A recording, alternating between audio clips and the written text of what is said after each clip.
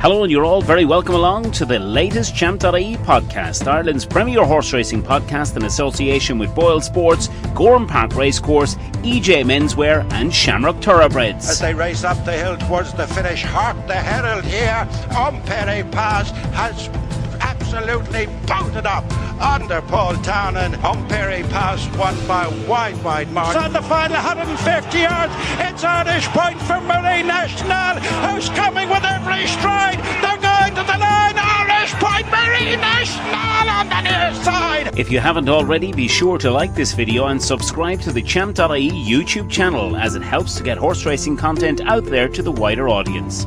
We look forward to reading all your hashtag 5cast selections in the comments section below. Enjoy the show. Boyle Sports. Don't just bet, choose wisely. Hello, and you're all very welcome along to the latest edition of Champ.ie, which is, of course, the preview for day 2 of the Cheltenham Festival.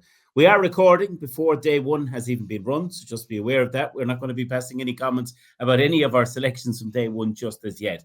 What do we have to tell you before we get stuck into day 2? Well, we've got to tell you that we want you to put your selections, all 7 race selections, in the comment section below. And if you have 3 or more winners, you'll be going into the competition to win 2 tickets for the Boyle Sports Irish Grand National at Fairyhouse on Easter Monday. Also, of course, Barry and his good wife and their beautiful son, Theo, who was born just before Christmas. We are trying to raise some money for Holles Street Hospital, where young Theo was cared so well for before Christmas and is doing brilliantly now. If you can at all, donate anything will be very much appreciated. And the link is just down below in the comment section as well. So we'd appreciate, and thank you to all who have already contributed to this great cause on day 1. Get up past 2K, Dave, and you say 3K. So we've a long week at Cheltenham to go, Dave, and really looking forward to today, of course, day 1. But tomorrow, some big selections. Absolutely. Right, let's get right into it, Barry, because we kick off day 2 with the Turners. And I know you've a horse in here you've fancied for quite a while now. Yeah, we napped them at the Dublin Racing Festival, Dave. We're going to nap them for the whole Cheltenham Festival. This is the one horse that has really caught my imagination this season. 2 from 2 over hurdles, final demand. I suppose the British handicapper rarely gets it wrong. And, you know, he rates final demand £7 higher than the New Line, who obviously went for a big price tag after winning the Challow. Lots has been made, I suppose, about the Challow form, and I suppose, you know, the record of Challow winners heading to the Cheltenham Festival. But look, stats are there to be broken. The New Line is clearly a very good horse, but I just think Final Demand could be a different calibre of beast here, Dave. And just looking, I suppose, at his performance at Limerick in particular, on his, you know, his first start over hurdles, I thought he was absolutely brilliant. Came from the Ballycrystal Academy, of course, so won a point-to-point at Linkstown. And this horse, I think, has a lot more pace than what some people are giving him credit for. What he done in that third part of the race at Leopardstown, I thought was absolutely brilliant. He jumps impeccable. He ran up in Paul Townend's hands off the bend at Leopardstown. I thought like a very, very, very good animal. And obviously the horse has stamina. I think he'd win the Albert Bartlett if he had went on Friday's card. But what he done at Limerick, I thought he showed plenty of boot. The second, the third, and the fourth have all come out and franked the form. Will the Wise obviously was in that contest, and that's come out and won twice since. Even looking at that Leopardstown form as well, Dave, it's worked out absolutely everywhere. You know, Worlds of Fortune, the mare for Liam Kenny, she went across the water and won in listed company as well. So the form has really been franked. On ratings, he's the one to beat.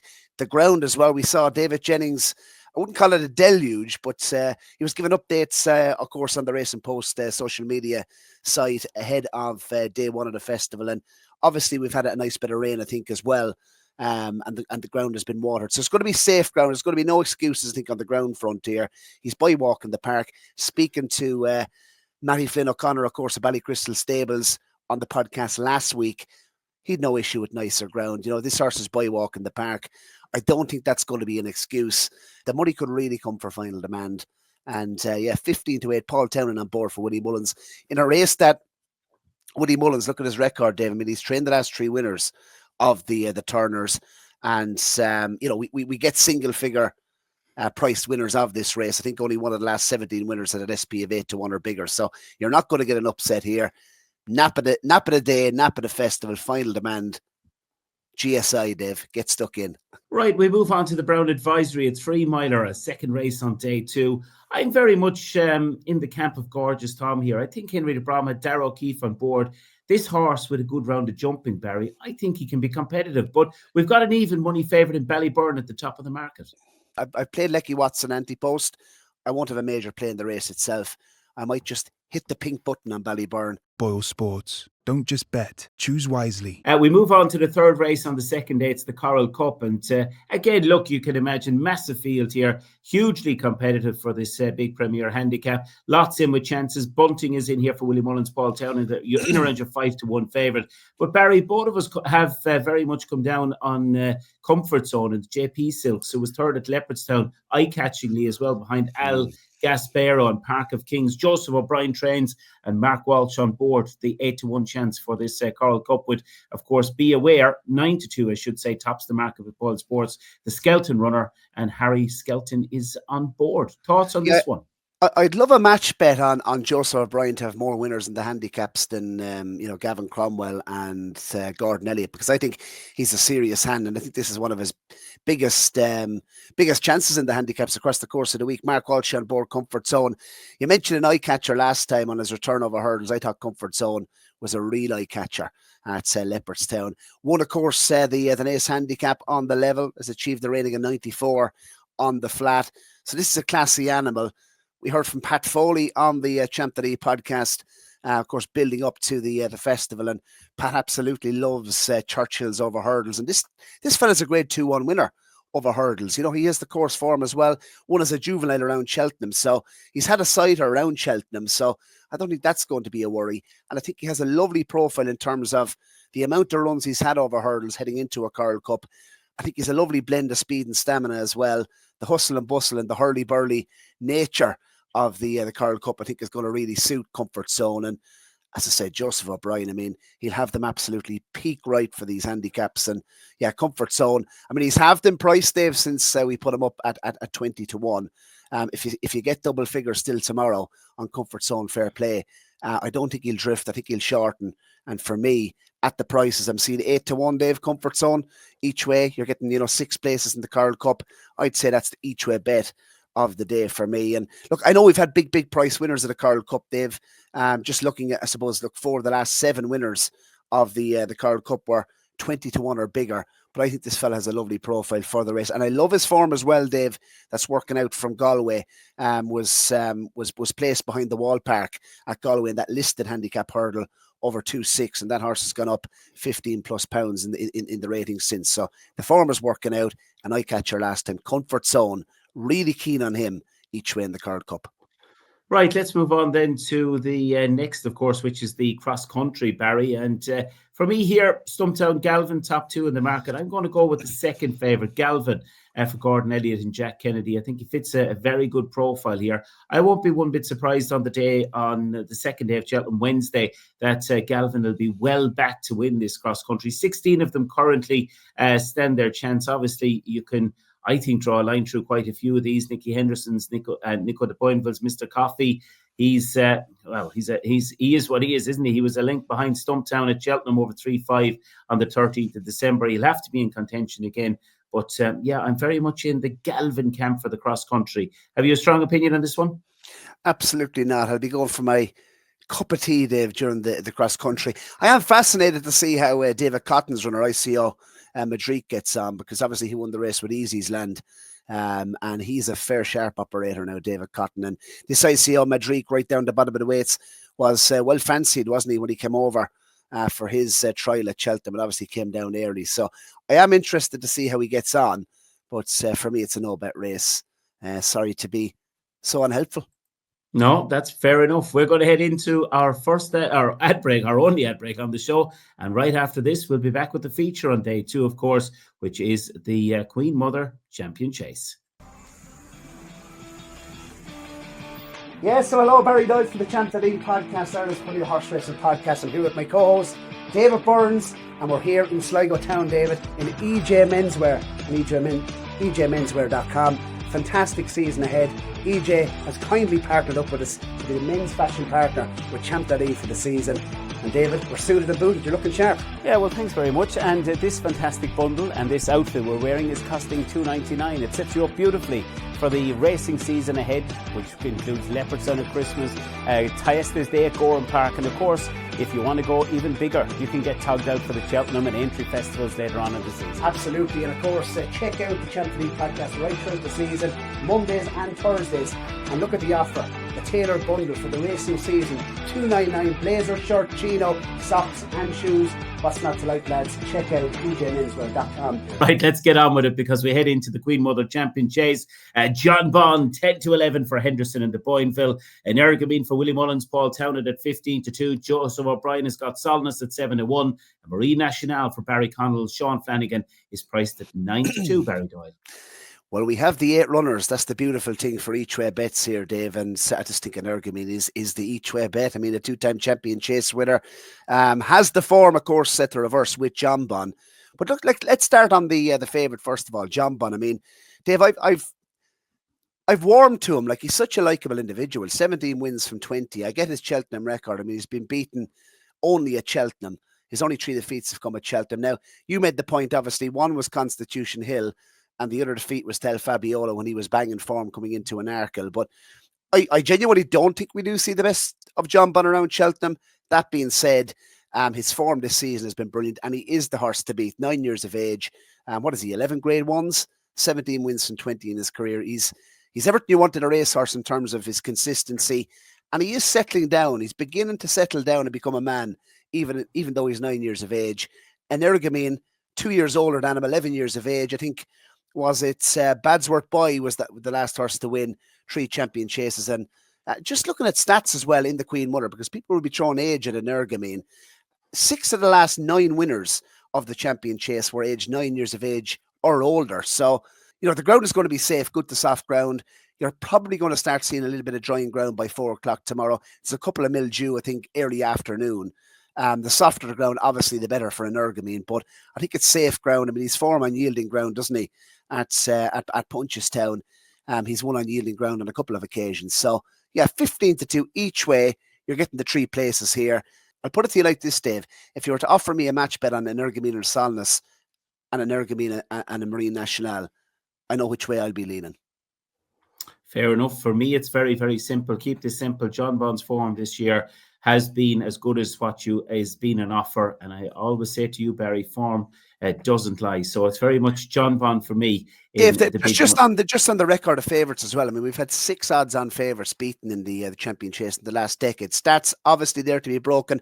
I do think it's the way this race is run. You cannot make a mistake here. And they are going to go some pace here. Solness from the front as well. There's plenty of airy pace in here. And I'd love to see Paul Townend ride an Ergamine like he did when he won his first champion chase. And that's held up off the pace. Allow him to use his jumping to get himself into contention. And they could just beat each other up a bit up top. And it could set up for an Ergamine. So, yeah, 15-2. Strong each way bet, I think, on a 2-time champion chase winner. Perfect. Right. Let's move on to the Johnny Henderson, then to the penultimate race on day 2. And we've got, this is very, very open. I'm going to give my little speak on one here for Emmett Mullins and Donna Myler. So Scottish. This is a horse that, for me, is in off a very, very nice way. 10 stone 11. JP's runner in the race. Go back 3 starts ago at Galway. Was second behind the Wall Park. Beaten a half a length. And since then finished 7th at Fairyhouse behind Washington. It was 14 of 20 last time out in a handicap hurdle. I think So Scottish has a very nice profile for this for Emmett Mullins and Donna Myler. It's a 15-2 chance in the race. That's how I'm going to be playing each way. If you can get bigger, I think you won't be doing having the worst bet in the world in this one. Obviously, Barry, the top JPR1, Joe Tizard's runner, Brendan Powell. I know you like the profile of this. What else stands out in the Johnny Henderson? Well, I think it's what doesn't stand out, because the top end of the market, I'm happy to take on a couple of them here. Unexpected Party, My Mate Mozzie, they're hardly well handicapped, are they? I mean, Unexpected Party won the race last season. He's, of course, a distance winner. And people are talking about, you know, Langerdon 2.0 in terms of, you know, you're working back from the Grand Annual. But I just think just looking at his profile, Dave, I'd be happy to take him on, certainly at 11-2. My Mate Mozzie, how much does he have in hand off 151? The King of PRs obviously went up for winning the Dan Moore. And the likes of Jazzy Matty, So Scottish. I mean, So Scottish, Dave, I'm not pouring water on your selection here, but his first run back after wind surgery, he disappointed when I backed him for the plate over 2.5 miles. I think stepping back and trip, I'm not entirely sure. I'd love to see him coming back and trip. And then you have the likes of American Mike. I mean, what do you do with him? So JPR1 is a horse that I think is, borderline, graded level running in a handicap here. He's 156 rated. Looking at his win off top weight in the Holden Gold Cup on his first start of the season, I thought that was an excellent run. Jello was second. Obviously, he went up and trip, but he's improved, the guts of, almost 20 pounds, 19 pounds Jello through the course of the season. So, JPR1 was giving him weight on that occasion. He's rated 156 in the Grand Annual. I just think his last 2 runs, we haven't seen the best of JPR1. I get he's 12 stone to shoulder here, but Joe Tizard does like to target one for these 2-mile handicap chases around Cheltenham. And I just wonder, have they had this race in mind for a while? I mean, I don't think he's good enough to win a Queen Mother. I think connections have probably settled on that now. It's fascinating. I think it's telling that they come here. This horse, I think, could still be well treated. It could definitely be more to come. He's a horse I could see running, rated in the mid 160s in time. So he's definitely has wiggle room off his mark. And Joe Tizard, 15-2. Brendan Powell on board. JPR1 for me is the each way bet in the race, because I think at the top of the market, Dave, I think there's a little bit of deadwood that I'd be willing to take on. Doyle Sports. Don't just bet. Choose wisely. Yes, we look at the final race on day 2. It's the Champion Bumper. Up to a number of weeks ago, Willie Mullins, well, people were saying he's nothing for the bumper at Cheltenham. He's got the top 2 in the betting with Copacabana and, of course, Game of Inches. And you've got plenty. Calypso's Chance for Gordon Elliott. Many fancy that as well. Heads Up is in there for John McConnell. And one for the Dan and Harry Skelton, a winner on the 17th of November at Cheltenham. Fortune de Mare. What a bumper this is, Barry. It certainly is, and JP McManus's only bet of Cheltenham, if you're to believe it in the Racing Post. Copacabana, Dave, 9-4. I've been a big fan of Copacabana actually ever since his Navan win. Experience would be maybe a little bit of a concern for both him and Game of Inches. They've only had the 1 start. Calypso's Chances obviously had the 2 starts on the race course and was very impressive in that listed bumper at Navan. And Aquaforce comes into the mix as well. Obviously, the daughter of Workforce, ultra impressive in the same bumper as Brighter Days Ahead won, of course, for Gordon Elliott a couple of seasons ago. But Aquaforce now in the hands of Willie Mullins, Mark Walsh on board. And she put up a massive performance at Gorham Park, of course, on Red Mills Day. But yeah, it's a fascinating bumper, as it always is. Copacabana, interesting, Dave. Look, young horses in the Champion bumper. I was interested when I looked at the trends, a couple of trends that stuck out to me. 8 of the last 10 winners of the Champion bumper went off single figure odds. So you'd think with young horses in this type of race scenario that you could get a big surprises and big price winners, but you typically don't. And Copacabana, for me, at 9-4, I think he's rock solid at the top of the market. I was really impressed in a hot bumper at how the fashion in which he won at Navan, particularly from the furlong pole to the line. Any horse that does what he done and came up the hill in that fashion, I think really has to be respected going to the festival. I like the way he settled early in the contest as well. I think he's a lot of the right attributes for the race. The only slight concern, obviously, he's only had the one start, how he handled Cheltenham, etc. So 9-4, he is going to be the play in the race day. But if there was one at an each way price to fire into the mix, you've mentioned it already, the Skelton team of Fortune de Mare. That's obviously a course winner, ultra impressive. I can't remember, I suppose, a more taken or visually impressive performance this season in the bumper than Fortune de Mare at Cheltenham when he won. What did he beat? That's the question. I know he was disappointed the last time at Huntington, but I think connections have made it known that was literally just his prep run, and he's going to come on a ton for that. He needed the run. Dan Skelton has said that. So if he comes back to that form at Cheltenham, they'll go hard here, and he could just arrive on the scene full of running and to give a really good account here. But Copacabana, I think he's a solid one in here, Dave, at 9-4. And Patrick Mullins on board. The one thing about Patrick Mullins and Paul Townend in the bumper, or even Ruby Walsh when he was riding, Patrick doesn't always get it right, Dave. He rode 3 of the last, Patrick has only rode 3 of the last 6 Close Sutton trained winners of the Champion bumper. So don't let, jockey bookings put you off here. But I do think Patrick on this occasion is on the right one. Doyle Sports. Don't just bet. Choose wisely. Yes, and it's going to be a cracking day 2 action. Barry, Nap, and next best pick for you for day 2? Well, look, you'll know what the nap is, Dave. It's the Rolls Royce, as we're calling him. It's final demand for the Turners. A versus B on paper. I think, really, Dave, I just think this horse is the real deal. And look, at 15-8, I mean, even if he did start second favourite with Boyle Sports, it's worth knowing money back as a free, but if second to the SB favoured, I actually think he will go off favourite in the race, Dave. So final demand for me. Look, 15-8, I think, play now. And say, yeah, GSI gets stuck in. Comfort Zone, look, I just love his profile for the Carl Cup. It's not a race I've had massive big opinions on in recent years. Obviously, big field, but I just think still, at 8-1 at the moment each way, I could see this horse going off favour. Comfort Zone has the ideal profile. So each way, next best for day 2 of the festival. Yeah, for me, I'm going to go with 2 JP McManus runners. John Bond, the Nap, I think he might be a little bit better than even money for the Queen Mother Champion Chase. And also So Scottish. That's my next best pick on day 2. So hopefully we found you plenty of winners on the day 2 preview. We'll be back with day 3 and day 4 of Cheltenham. And remember, if you can, please support the great cause in Holles Street, raising a few quid there after Barry and his wife with their beautiful son Theo, born before Christmas, who had great support at the hospital. And if you can contribute anything at all, the link is down below. Once again, as well, put in your selections on all 7 races. If you have 3 or more winners, you'll be able a chance to win tickets for the Boyle Sports Irish Grand National. From Barry and I, enjoy Cheltenham. From Dundalk to Longchamp, from the Galway races to the Breeders' Cup, Shamrock Thoroughbreds have taken owners all over the world. Tiger Bell in front, holds them. Late on the scene is Dawn Charger storming home, but Tiger Bell in front and won. Coming through the centre, Laugh a Minute with a strong challenge on this Laugh a Minute, who goes on in the closing stages to win by a length and a half. Laugh a Minute from Fiscal Roots. But it's Harry's Bar repelling the late challenge of the stable companion Dream Today, and Harry's Bar makes it 6 course wins. Check out shamrockthoroughbreds.com or click the link in the Champ.ie podcast video description to learn more about new racehorse ownership opportunities.